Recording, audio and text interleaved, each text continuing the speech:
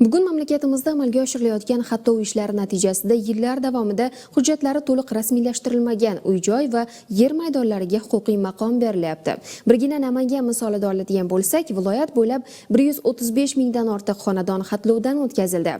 Natijada qariyb 6200 ta xonadonga nisbatan mulk huquqi qonuniy tartibda e'tirof etildi. Qariyb yarim asrdirki, G'ulomjon aka Boltaboyevning otasidan qolgan xonadonga egalik huquqini beruvchi birorta rasmiy hujjatlari yo'q edi. Viloyatda amalga oshirilayotgan uy-joy va yer maydonlarini xatlovdan o'tkazish jarayonida uning merosiy mulkka haqdorligi qonuniylashtirildi. Bizda ilgari qaror yo'q edi. Hozir xodimlar borib qarorlashtirib berishdi. Xotirjam bir eta qo'shimcha xonalar bo'lishdi, uni ham haliga hujjatlashtirib berishdi.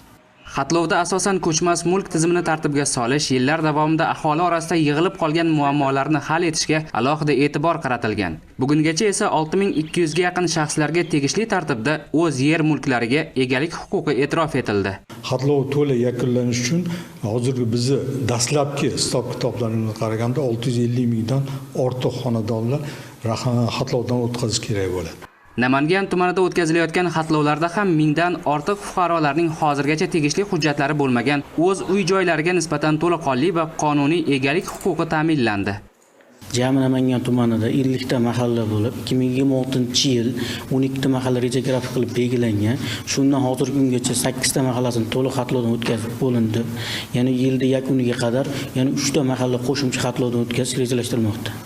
Mulk daxlsizligi va qonun ustuvorligi ta'minlangan jamiyatdagina ijtimoiy barqarorlik, adolat va farovon hayot uchun mustahkam zamin yaratiladi. Mamlakatimizda o'tkazilayotgan keng qamrovli xatlov ishlari esa ushbu siyosatning amaliy ifodasidir.